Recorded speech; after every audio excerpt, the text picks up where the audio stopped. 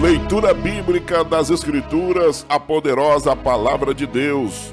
Vamos ler agora o texto sagrado. Está registrado no livro de Marcos, capítulo 4. Vamos ler a partir do versículo de número 35, que vai dizer as Escrituras, diz o texto, 35, capítulo 4, verso 35, diz o texto: Naquele dia, sendo já tarde, disse-lhes: Passemos para o outro lado. E ele, deixando a multidão, o levaram consigo, assim como estava no barco. E havia também com ele outros barquinhos.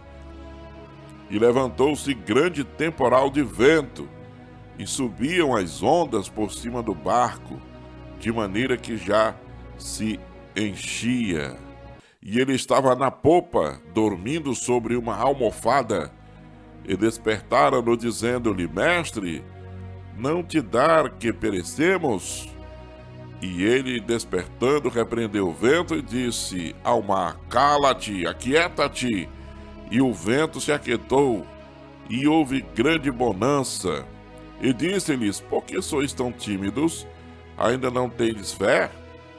E sentiram um grande temor e diziam uns aos outros: Mas quem é este, que até o mar e o vento lhe obedecem? Até o verso de número 41. Marcos capítulo 4, 35 ao 41. Com isso nós temos um tema, e o tema da mensagem desta manhã é: no olho da tempestade. No olho da tempestade. Então, na arte cristã primitiva, a igreja foi muitas vezes descrita como um barco impulsionado sobre um mar perigoso. Muito cedo, este incidente foi entendido como um sinal da presença salvadora de Jesus nas tempestades que procuraram oprimir a vida do salvo, do crente. Agora, com esse tema, no olho da tempestade, nós vamos para os pontos, vamos para as lições. Número 1. A tempestade frequentemente vem no caminho da obediência. Eu repito, a tempestade frequentemente vem no caminho da obediência. Esta viagem foi realizada por ordem do Senhor. O Senhor que falou no texto, o Senhor disse: passe para o outro lado. Isso fez que a tempestade fosse mais difícil de ser compreendida, e a atitude inexplicável do Senhor, porque foi Ele que estava dizendo: passe para o outro lado, passamos para o outro lado. E agora no caminho se apresenta a tempestade. Como não estava a cabeça naquele momento dos discípulos, pensando o que significaria tudo aquilo? Então, eu quero neste momento lhe dizer que Marcos usa uma palavra que significa mais do que uma tempestade comum, que significa uma tempestade furiosa. Os discípulos tinham enfrentado muitas tempestades, mas esta lhes causou medo. Os discípulos, eles aparecem no texto apavorados, com medo. Eles falam: Mestre, nós vamos perecer. Às vezes as tempestades que vêm da obediência são maiores do que as tempestades comuns. Quando você obedece a Deus, a tempestade é muito maior, é maior do que as normais. Então, nós estamos vendo sobre a tempestade frequentemente vem no caminho da obediência. Número 2. A tempestade muitas vezes faz parecer que Jesus não se importa. E eles estavam dormindo. Ele estava dormindo. A Bíblia diz: Mestre, não te importa que pereçamos? É isso que o texto revela, lá no livro de Marcos, capítulo 4. Seu grito implica um sentimento de ressentimento pela aparente indiferença de Jesus à sua situação. Observe o contraste entre os discípulos, pânico, e o Senhor, paz. Gideão gritou: se o Senhor é conosco, por que nos sobreveio tudo isto? Talvez era isto que estava passando na cabeça dos discípulos.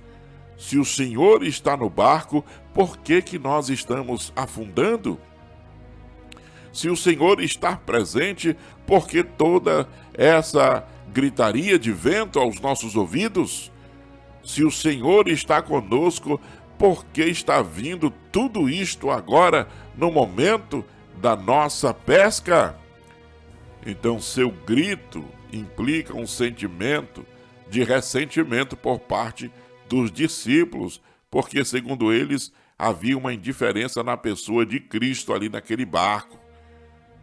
Observe o contraste entre os discípulos, pânico, o medo, o pavor, e o Senhor paz. O Senhor paz, ele estava ali no barco. A Bíblia diz dormindo. Era por isso que ele não estava observando, porque a Bíblia diz que ele estava dormindo no barco. Era o momento do Senhor descansar.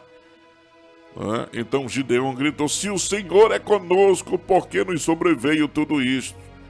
Aí ficam essas perguntas diante das dificuldades e dos problemas. Nós achamos que o Senhor não se importa conosco. Número 3, de olho na tempestade. Número 3, a tempestade revela o inimigo real. Preste atenção. Ela expôs sua fraqueza, medo e falta de fé. Falta de fé é para ser temido mais do que qualquer tempestade.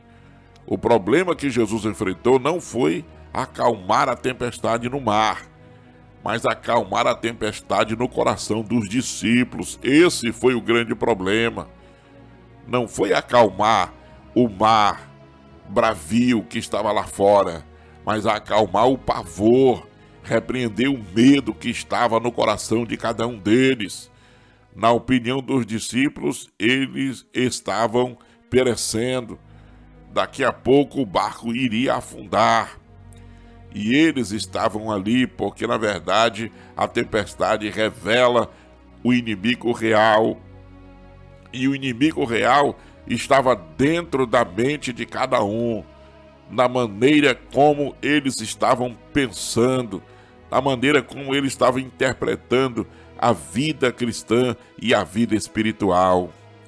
No olho da tempestade, número 4, a tempestade nos leva a Jesus. Preste atenção. Número 4, a tempestade nos leva a Jesus. Eram marinheiros especialistas, mas nesta tempestade eles pediram ajuda a um pregador. Eles pediram ajuda a um ensinador.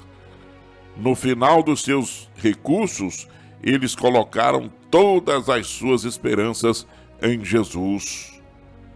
No olho da tempestade, número 5, a tempestade sempre revela algo novo sobre Jesus. Eles temiam excessivamente. Quem é este? Eles perguntavam.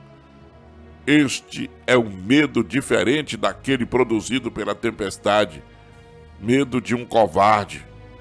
Este medo é um profundo temor reverencial na presença do sobrenatural.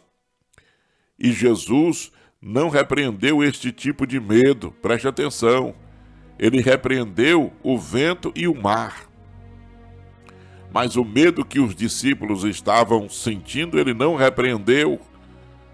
Não é o medo do terror, mas de confiança.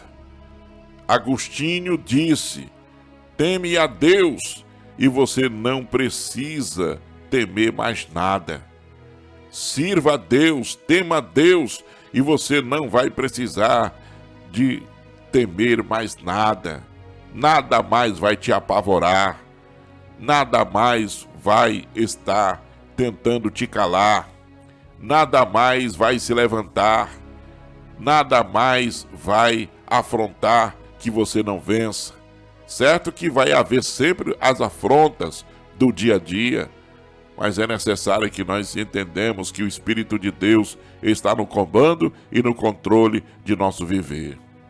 Por isso eu quero concluir dizendo o seguinte: se você está enfrentando uma tempestade, confia, Jesus está no comando, Jesus está no controle, Jesus está com você, Jesus está de olho nessa tempestade. Jesus quer realizar a grande obra na sua vida. Por isso, neste momento, nós iremos orar pela sua vida em nome de Jesus.